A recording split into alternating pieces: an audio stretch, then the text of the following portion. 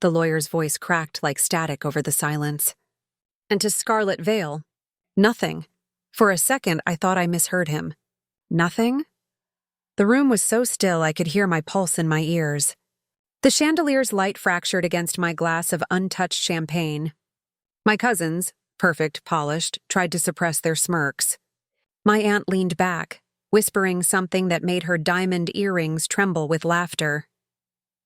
My grandmother, the matriarch, the woman I'd adored since childhood, sat across from me.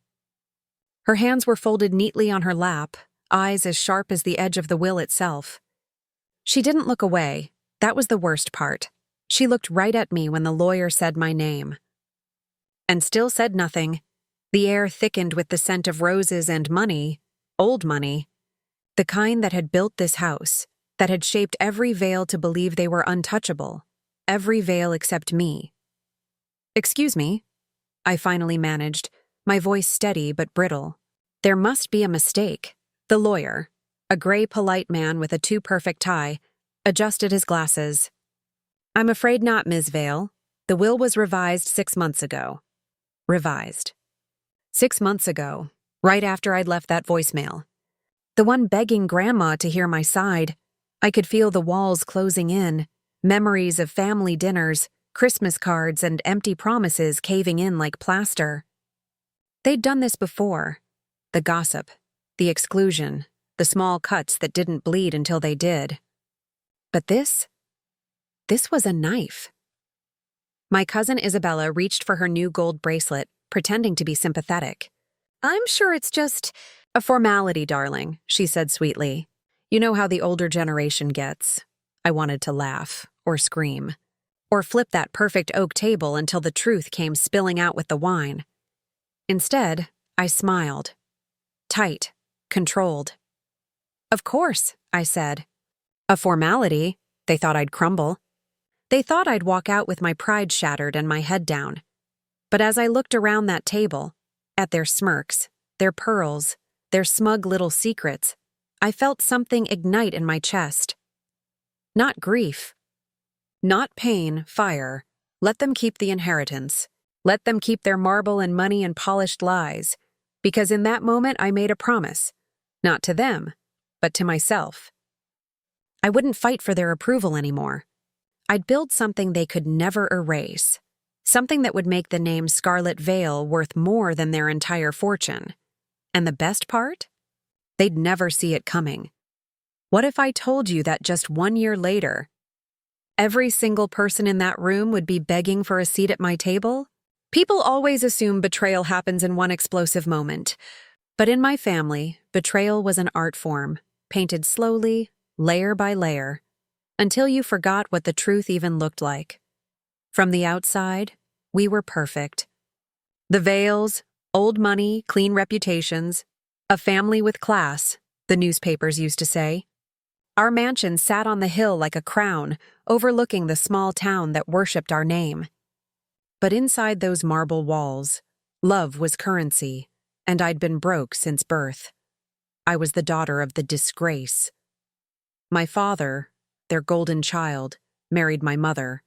A woman they called unfit, too simple, too ordinary. They said she didn't belong. They said I didn't either, and when my father died suddenly, the whispers turned into walls, cold, unbreakable. My grandmother took me in, but not out of love, out of guilt. She raised me in that house of chandeliers and shadows, where every dinner felt like a performance and every smile hid an insult. "You're not like the rest of us." "Scarlet," she'd say, slicing her steak with surgical precision. "But that's not always a bad thing, unless you make it one." I learned early that different meant disposable. I tried everything to prove myself. I graduated early, top of my class. I offered to help manage the family charity. I built their social campaigns, ran their events, even fixed the things the rest of them broke. But no matter how much I gave, I stayed invisible. My cousin Isabella, Grandma's favorite, was the opposite of invisible. She sparkled. The room bent toward her. She was tall, refined, all soft laughter and silk dresses. She loved reminding me that I'd never fit in. Oh, Scarlet. she'd sigh, sipping her wine. "You're so intense. You should smile more." I used to wonder what she'd look like if I told her how fake her smile really was, but I didn't. I smiled. I stayed quiet. I swallowed every insult like it was fine wine, bitter but expensive, until the night I overheard them talking. It was late, the kind of silence that makes even whispers sound loud. I was walking past the study when I heard my name. "She's not really one of us," Isabella said. Grandma's voice followed, calm and cold. "She has her mother's blood. Compassion is weakness. She'll never survive in this world." I froze in the hallway. For a moment, I couldn't breathe. I had always suspected it. But hearing it, like that, raw and real, was a different kind of pain. It was the sound of the ground cracking under your feet. That night, I packed a bag. I didn't take anything valuable, just a few clothes and the locket my mother gave me. I didn't even leave a note. When I left the mansion gates behind me, the city lights below looked small and blurry through my tears. But I remember thinking, maybe this is what freedom feels like. I started over in a tiny apartment with peeling paint and secondhand furniture. I worked 3 jobs just to afford rent and ramen. But every morning when I woke up to sunlight instead of chandeliers, I felt lighter. I missed my father. I missed what family should have felt like. But the pain became fuel, because if they thought I'd disappear, they were wrong. If they thought I'd fail, they'd miscalculated. And if they thought I'd need them, they were about to learn what it looks like when the black sheep builds her own damn flock. But what they didn't know was that the world outside that mansion had just met a woman with nothing left to lose. It started with an interview I wasn't supposed to get. The Vale name still carried weight, the kind that opened doors and shut them just as quickly. I stopped using it after I left, but it followed me anyway, like perfume, like poison. The company was called Harrington and Lowe, one of those law firms that looked more like cathedrals. Marble floors, men in suits sharp enough to cut glass, and women who spoke like they owned time itself. I wasn't a lawyer, not yet, but I knew how to read people, and that was more dangerous than any degree. The interviewer, Mr. Crane, looked up from my resume, his lips twitching with something between surprise and recognition. "Scarlet Vale," he said slowly. "Any relation to those Vales?" I didn't blink. "No," I said. "Just the name." He smirked, but I saw it. The flicker of curiosity. The whisper of what if. People like him love the scent of scandal. I got the job 2 days later. At first, I was just another assistant, filing papers, running errands, fetching coffee that cost more than my weekly groceries. But I listened. I learned. I remembered every face, every whisper, every mistake they thought no one saw. And when the senior associate got caught leaking client files, I was the one who quietly handed in the evidence. Not out of loyalty, out of calculation. By the end of that month, I wasn't fetching coffee anymore. I was sitting in meetings, silent but watching, with that same calm my grandmother used to wear when she destroyed people without raising her voice. Turns out I'd inherited something from the Vales after all. They taught me cruelty in lace gloves, and now I was learning how to wield it. The city loved power, and I was learning to make it mine. My dresses got sharper, my tone colder. I moved through rooms like smoke, ungraspable, unstoppable. People began to notice. So did he, Nicholas Harrington.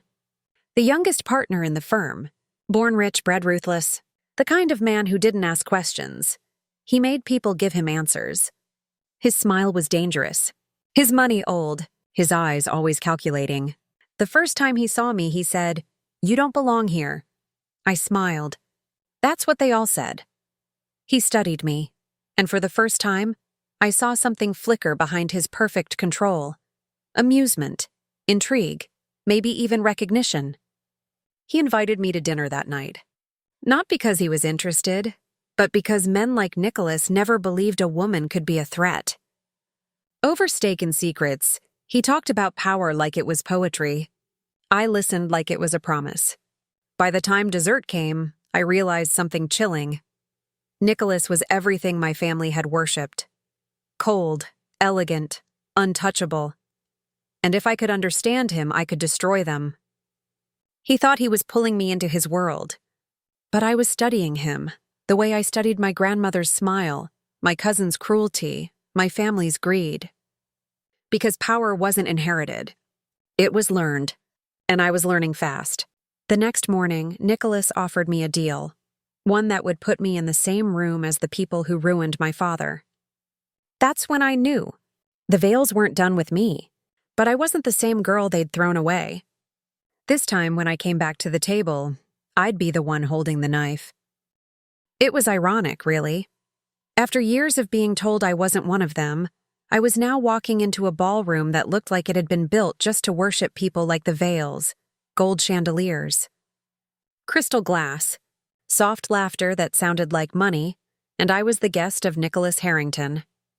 His hand rested lightly on my back as we entered the Vale Foundation Gala, my family's crown jewel of hypocrisy. The night where they gave back what they'd stolen in the first place. Every camera turned.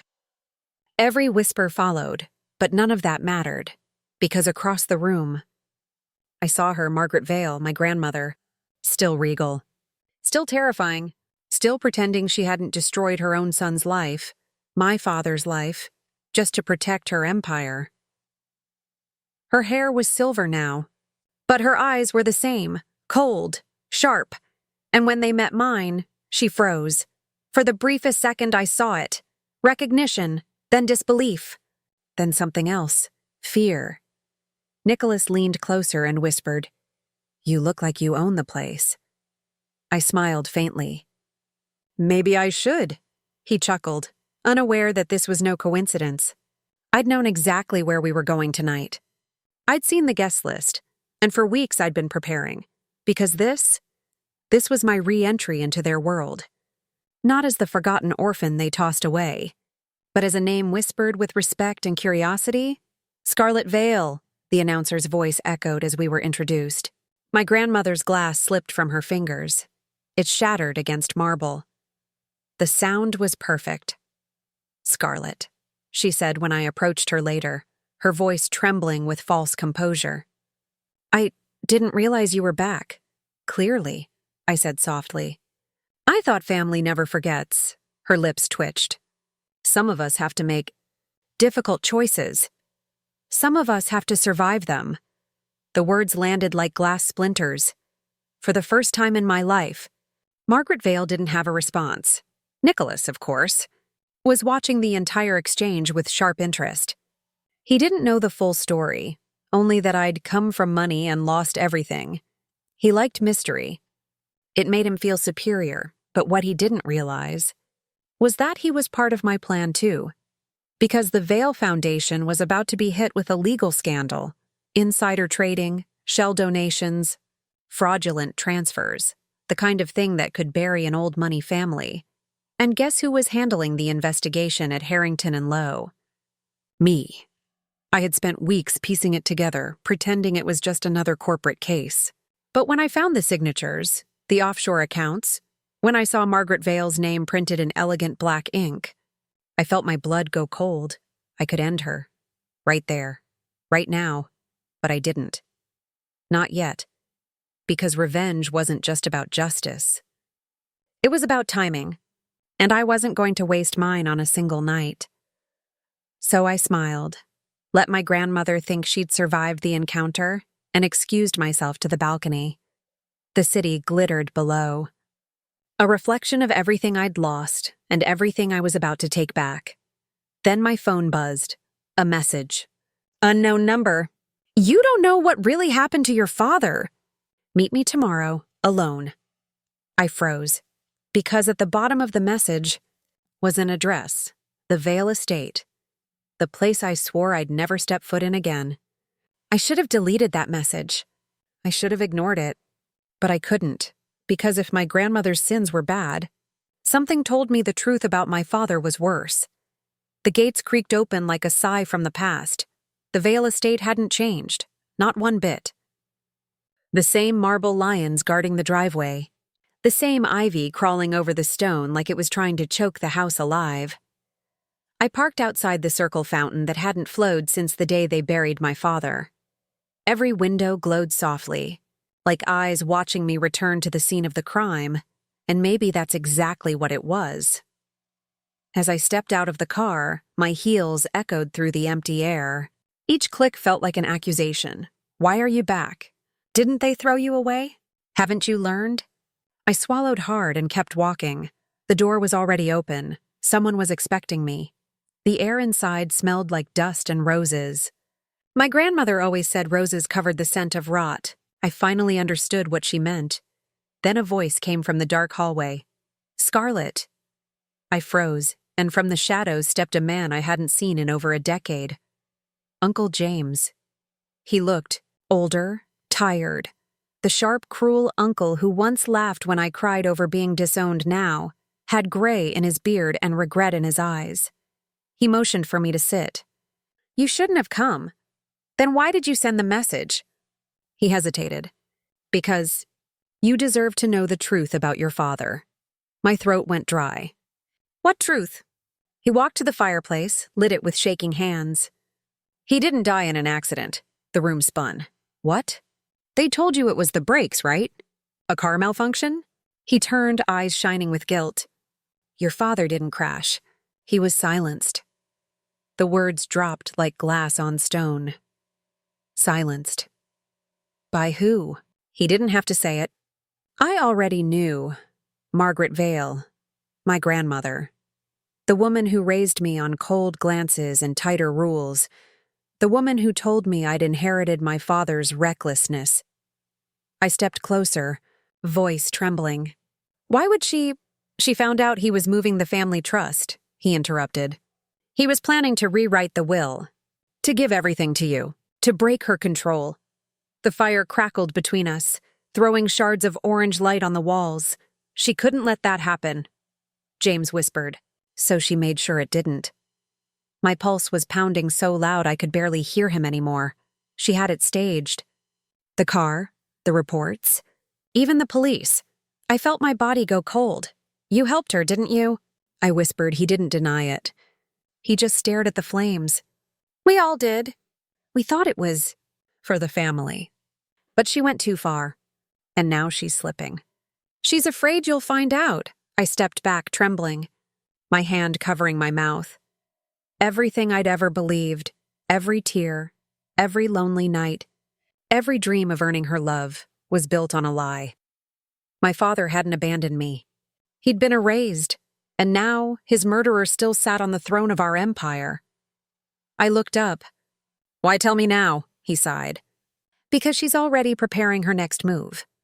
If you don't stop her, she'll destroy you too," the fire hissed. Outside, a storm was beginning to roll in, wind rattling the old windows, thunder whispering through the hills. My voice came out low, sharp, and dangerous. "I'm not that little girl anymore." Uncle James looked at me, half afraid, half relieved. "Then you'd better start acting like it." I turned toward the door. My heart was burning, my mind spinning, my father's ghost whispering behind every memory. If this was war, then I was finally ready to fight. But as I reached for the door handle, I noticed something. The lights outside flickered, then died. And from the top of the staircase, a silhouette appeared, watching me. A woman, tall, elegant, unmoving. Even in the shadows, I could see her eyes, cold, familiar. Margaret Vale. She'd been there all along. Her voice sliced through the silence. "So, you finally know." And in that moment, I realized I hadn't walked into the house that forgot me. I'd walked into her trap. Her voice cut through me like glass, smooth, sharp, and poisoned with pride. "So, you finally know." For a second, I couldn't move. The sound of her heels echoed down the marble staircase, slow, deliberate, and cruel. Margaret Vale descended like a queen entering her courtroom, every inch of her wrapped in authority and diamonds. The years hadn't softened her. If anything, she looked more dangerous now, her silver hair perfectly pinned, her spine unnaturally straight, her eyes like frost over steel.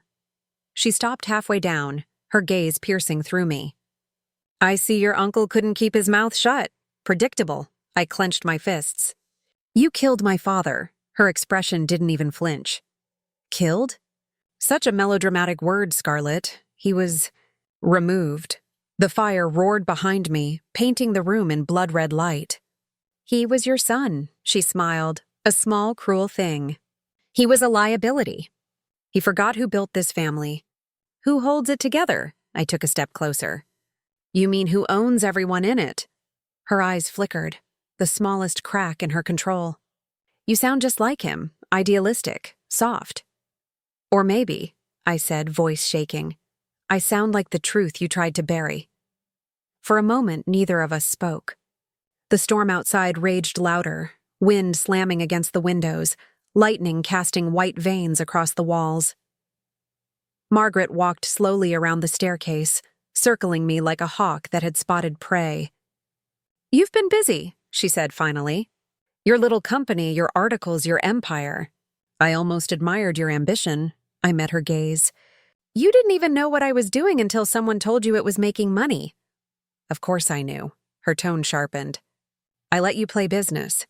It was cute. But now you're stepping out of line. My laugh was bitter. Out of line? You cut me out of the will, Margaret. You made sure I had nothing. What line is there left to cross? She stopped inches away from me. The smell of her perfume, old money and cruelty, filled the air. You don't understand what it means to protect a legacy. Sometimes sacrifices must be made. Sacrifices? My voice cracked. You call murdering your son a sacrifice? Her face hardened. Watch your tone, Scarlett. You wouldn't be standing here without what I built. I stepped closer, my voice low, dangerous. You're right. I wouldn't be standing here. I'd be kneeling. Like everyone else in this family. That made her pause. For the first time, I saw something flicker behind her mask. Fear. I pressed harder. You think you're untouchable because you built your empire on silence. But silence doesn't last forever. The truth's louder than you think. She tilted her head, studying me. You really think anyone will believe you? I control the lawyers, the press, even the police. You're one woman with a wounded ego. I am the Veil name. Lightning cracked outside, and I swear it felt like the universe agreed to disagree. I smiled, slow and deliberate. Then it's time someone rewrote what that name means. Her lips tightened. Be careful, Scarlett. You don't have the stomach for this. Maybe I didn't, I said softly, but you taught me well. For a heartbeat, we just stood there. 2 generations of women locked in silent war, the storm outside roaring like an audience that knew blood was coming. Then her phone buzzed. A single message. She looked at it. Then at me. Her face went pale. What did you do? She asked quietly. I turned toward the window, watching the rain streak down the glass. Just leveling the playing field. Her voice sharpened. Scarlett, what did you do? I looked back at her. Calm now. Deadly calm. I sent the documents. Her jaw clenched. What documents? The ones you buried after my father died. Her breath hitched. I stepped closer, my tone ice cold. The will. The real one. The fire cracked behind me. For the first time in my life, Margaret Vale had nothing to say, and that silence was everything I'd ever wanted. But victory, I learned, has an aftertaste. Because when I walked out of that mansion, my phone buzzed too. A single message from an unknown number. You think you've won? You have no idea what's coming next. And I realized the game wasn't over. It had just gone public. The next morning, the world didn't wake up quietly. It roared. Every phone in the city seemed to buzz with the same thing, the Vale scandal. The headlines were everywhere. Hidden will discovered. Vale fortune under investigation. Family matriarch accused of cover-up. And in every photo plastered across news feeds, there she was, Margaret Vale, the unshakable queen of old money, now reduced to a woman cornered by truth, and behind her, in a single grainy photo leaving the estate, me. I remember standing in my apartment, small, modern, and glowing with morning light. My phone wouldn't stop ringing. Unknown numbers, reporters, lawyers, even a few old friends who suddenly remembered my name, but I ignored them all. I just stood there, barefoot on the cold tile floor, staring at the screen. I'd done it. For the first time, Margaret Vale didn't control the story. I did, yet the feeling wasn't the thrill I expected. It was heavier, raw, electric, but uncertain. Because behind every word of truth, I could feel the shadow of something darker. I wasn't just exposing a secret. I was detonating a dynasty, and I knew what dynasties did when threatened. They fought back. By noon, the family lawyer called. His tone was clipped, rehearsed, fake concerned. "Scarlett, we can handle this quietly if you—" "Quietly!" I interrupted. "You buried my father's will. Quiet doesn't exist anymore." There was a pause, then a sigh. "You've made a mistake." "Maybe," I said. "But at least it's mine." Click. I hung up before he could finish, and almost immediately my email flooded. Legal notices, defamation warnings, threats of injunctions. Margaret was mobilizing her empire. But I had something she didn't. The truth in writing, notarized and copied to every major outlet in the city. And just as I was catching my breath, my doorbell rang. When I opened it, my cousin Lila stood there. Lila, always the golden child. Perfect hair, perfect marriage, perfect Instagram life. She'd always looked down at me, smiled with pity when she thought I wasn't looking. But this time, she didn't look smug. She looked terrified. "Scarlett," she said, voice shaking. "You have to fix this." I crossed my arms. "Fix what?" "Grandmother's reputation." "The family's name!" I laughed.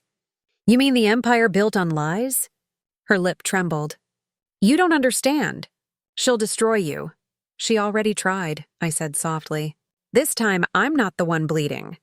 She hesitated, eyes darting past me like she was afraid someone might see her talking to me. "You don't know what you've started. The investors are pulling out. The charities are dropping her. She's furious." "Good," I said. "Maybe she'll finally feel something human." Her voice dropped to a whisper. "She said she'll make sure you lose everything. Again." I smiled faintly. "Then she better hurry.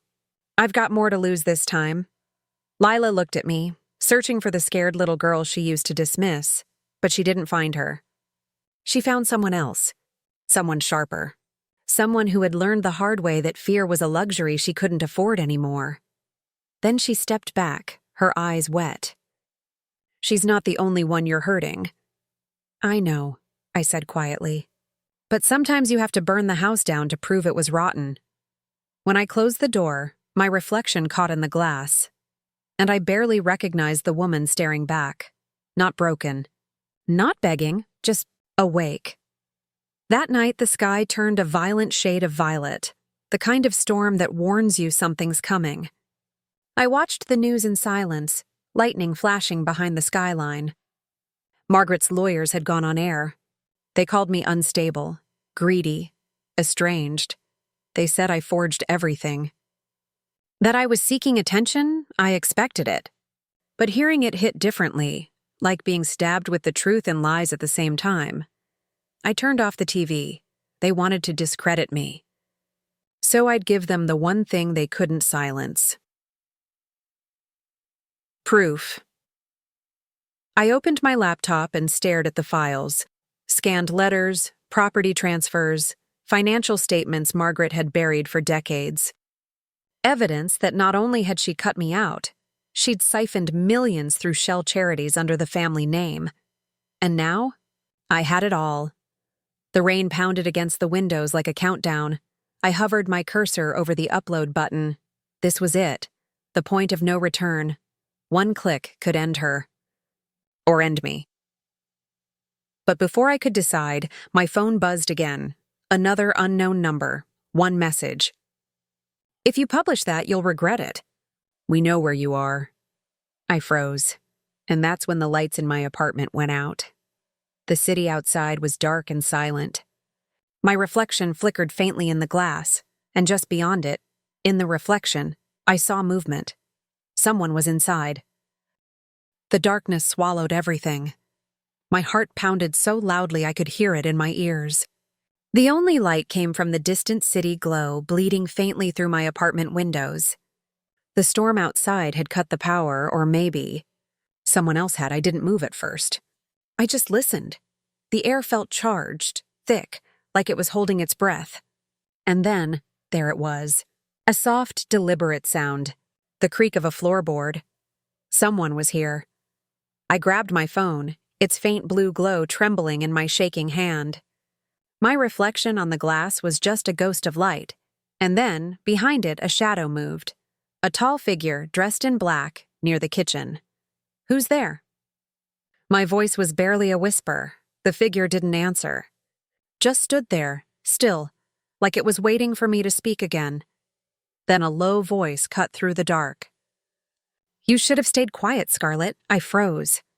I knew that voice. It wasn't some stranger. It was Victor, Margaret's head of security. The man who'd driven her for years. The one who'd handed me my eviction notice the night I was kicked out of the estate. He took a slow step toward me. "You caused her too much pain." She asked me to take care of it. The rain slammed against the windows, thunder rolling so deep it made the floor tremble. I stepped back, pulse racing, my phone trembling in my hand. "Victor, you don't want to do this."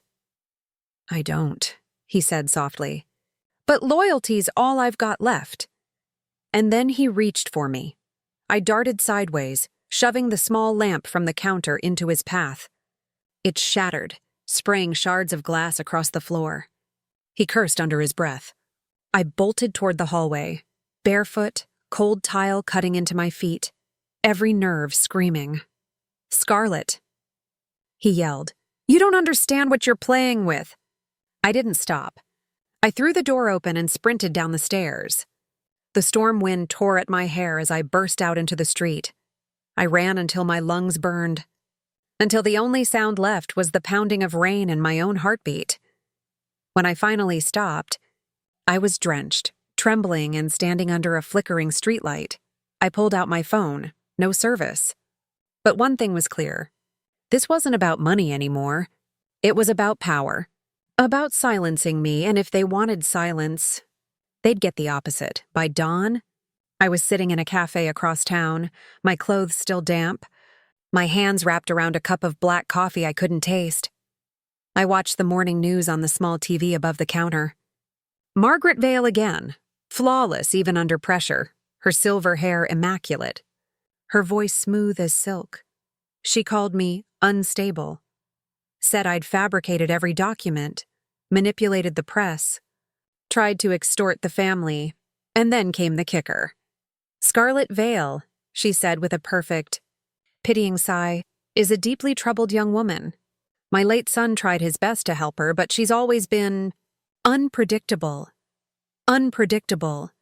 That word felt like a blade. They weren't just trying to ruin my name, they were rewriting my entire life. I shut my laptop. The evidence wasn't enough anymore. The world had to see it, hear it, believe it. So I called the one person I hadn't spoken to in years, James Rowan, an investigative journalist who used to work with my father. When he picked up, his voice was cautious. "Scarlett Vale? Haven't heard that name in a while." "I've got a story," I said, "and it's going to bury the Vales." There was a long pause. Then a quiet, sharp laugh. "I'm listening." That night, James came to my apartment. He didn't flinch at the taped-up window or the dark circles under my eyes. He just listened. I laid out everything, the buried will, the shell charities, the offshore accounts, the intimidation. Every secret they'd buried to stay untouchable. When I was done, he leaned back, exhaled slowly, and said, "Scarlett, if this is real, this is going to be explosive." "It's real," I said, "and I'm done hiding." He gave me a small nod. "Then let's make them choke on the truth." The next week was a blur. Hidden meetings, late-night emails, carefully timed leaks. We built it piece by piece, a documentary exposé that would drop like a bomb. But the closer we got to release day, the more the tension grew. I felt it everywhere. The stairs in public. The black car that lingered outside my building. The anonymous messages, "Stop now. We know where you work. You'll regret this." And yet, every thread only made me more certain. They took my inheritance, my father's legacy, my name. Now I was taking back my voice. On the eve of the release, James looked at me across his cluttered desk. "Once this goes live, there's no going back. They'll come after you," I smiled faintly. "They already did." He hesitated. "You're sure about this?" "Absolutely." The next morning, the story went live. Within hours. It exploded, national headlines, breaking news banners, every major outlet running the same footage. Margaret Vale, exposed. Fraud. Tax evasion. Charitable embezzlement. The empire she'd spent a lifetime building began to crumble in real time. And yet, deep down, I knew it wasn't over. Because with people like her, it never ends cleanly. There's always one last strike, one final desperate move. And as I sat there, watching her face appear on every screen in America, I couldn't shake the feeling she still had one card left to play. That night, I got a message. No name, no number, just a photo of my father's gravestone, fresh flowers laid neatly beside it, and a note. "You're next." The photo wouldn't stop staring back at me. My father's gravestone, the lilies gleaming white under the moonlight, and that single line, "You're next." For hours, I sat at my kitchen table, phone in hand, staring at it, the words burning into my brain. I'd expected retaliation, but not this. Not something so intimate. They'd found where he was buried. They'd gone there, and that meant only one thing. Margaret Vale wasn't beaten yet. 2 days later, James called. His tone was different, taut, cautious. "Scarlett, you need to see this." He sent me a link. It was a statement from Margaret's personal press office. A response to the exposé. She denied everything, of course. But this time, she didn't just go after the facts. She went after me. "Scarlett Vale has a history of delusions and instability," the statement read. "Her obsession with my family has escalated into dangerous behavior. We are deeply concerned for her mental well-being." I felt my throat close. She was painting me as insane. And in a single day, every headline flipped. Every talk show questioned my credibility. Is Scarlett Vale a fraud? The revenge of a broken heiress. She wasn't fighting my story. She was fighting me, and she was winning. By midnight, James was at my apartment again. The rain hadn't stopped for 3 days, a storm that just kept circling over the city like it was waiting for something to break. He dropped his coat on a chair, eyes dark. "She's moving fast, pulling strings at every network. If this keeps up, they'll bury the story before it ever settles." I rubbed my temples. "Then we make it impossible to bury." He frowned. "How?" "By getting her to confess." James froze. "You're not serious." "I am." "She's proud. She won't let me walk away with her name in ashes." "She'll want to face me. I just need to give her the chance." He stared at me for a long time, then sighed. "You're playing with fire." "Then let her burn." That night, I sent her a message. No threats. No rage. Just a quiet, simple line. "Dinner, the Vale Estate. Tomorrow at 8. Just you and me." For hours, I watched the typing indicator flicker on and off. Then finally, one reply. "One last supper, Scarlett?" How poetic. The drive back to the estate felt like a return to a nightmare. Every turn of the gravel road echoed with old memories. Laughter, arguments, the smell of the garden after summer rain. I'd spent my childhood here, and now I was coming back as its ghost. The gates opened for me. Of course they did. She wanted me to come. The mansion loomed ahead, all dark windows and candlelight. No security guards, no staff. Just silence. I stepped inside. She was waiting in the dining hall. Alone, as promised. Margaret Vale, impeccable as ever, pearls around her neck, a glass of red wine in her hand, her silver hair pulled tight like a crown. "You look terrible, darling," she said softly. All this noise has done you no favors. I sat across from her. The table between us was long, cold, and empty except for the wine and 2 plates that hadn't been touched. I know what you did, I said quietly, and soon everyone else will too, she smiled. You think anyone cares about the truth? The truth is what people choose to believe. And they believe me. I have proof. Her eyes glimmered. Then why are you here? I hesitated because I realized she was right. Evidence wasn't enough anymore. I needed her voice. She leaned back, studying me. You're just like him, you know. Always chasing ghosts. Always believing integrity wins in the end. Don't talk about my father. Oh, I will, she said, voice sharp as glass. He was weak. Too sentimental to play the game. He thought fairness mattered. And it got him killed. I froze. The room seemed to tilt. What did you say? Her lips curved, slow and deliberate. Oh, Scarlett! Did you really think his death was an accident? The words hit like thunder. She sipped her wine, unbothered, watching me unravel. He was going to expose me, she said. So I had to make a choice. And I chose the family name. You killed him. My voice was barely a whisper. She tilted her head. I preserved him. For a moment, everything went silent, except for the faint hum of the storm outside. I realized then that she'd wanted me to come here, to hear this, to know she'd won. And maybe, in her mind, she had. But I smiled. Thank you, I said softly. Her brow furrowed. For what? For the confession. I tapped my coat pocket, where my phone's voice recorder blinked red. Her face went white. In an instant, she lunged across the table, knocking over the wine, grabbing for the phone. But I was faster. I pushed back, the chair clattering to the floor. Game's over, Margaret, I hissed. Your empire dies tonight. She stood there shaking, the red wine dripping down her arm like blood. Then she smiled. Maybe, she whispered. But so do you. Before I could react, she pressed something beneath the table, a soft metallic click, and suddenly, the entire room went black. Outside, the estate lights flickered once, then the mansion exploded into fire. 3 days later, investigators found 2 sets of remains in the ashes. Both burned beyond recognition, but only one of them matched Margaret Vale's DNA. The other was never identified. And a week later, an email went out to every major network in the country. Attached was a recording. She killed my father.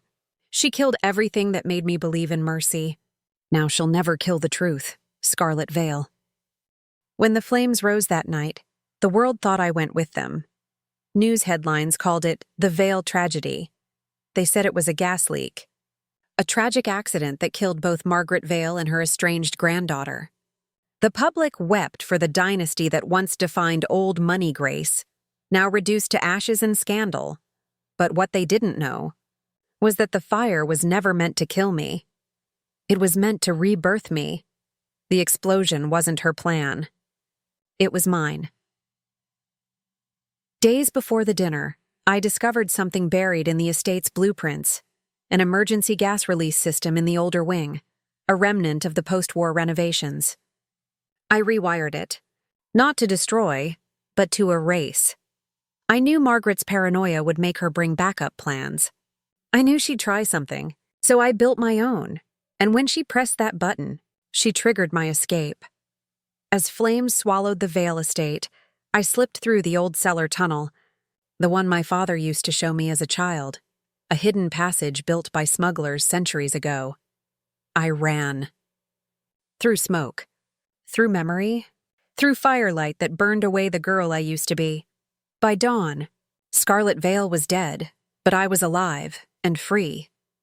I watched the funeral from afar, hidden under a black umbrella. Behind tinted windows, rows of mourners stood beneath marble angels, crying for a woman who'd destroyed every life she touched. Reporters whispered about family curses and old secrets. No one noticed the figure standing beyond the gates, wearing the same pendant my father once gave me, the one I'd kept through everything. As the casket lowered into the ground, I whispered, "You'll never own me again." And then I left. The world moved on, Or tried to. Margaret Vale's empire crumbled overnight. The recording I released, her voice confessing everything, spread like wildfire. It made front-page news across every continent. Politicians resigned. Companies she'd bribed folded. Her name became poison, but it wasn't chaos I wanted. It was clarity. I spent months rebuilding under a different name, Sloane Wren. It was a quiet identity, one with no past, no scandal, no inheritance, and yet under that name, I started something real, my own empire, a foundation for young entrepreneurs who'd been cut out, shut down, or silenced by their own families. We built startups, charities, and brands that didn't rely on bloodlines or boardrooms. Within 2 years, Wren Holdings became the name on everyone's lips. Not Vale, Wren. And for the first time, power didn't feel like control. It felt like peace. Sometimes I'd get messages, journalists still trying to connect dots. Is Scarlet Vale alive? Did she fake her death?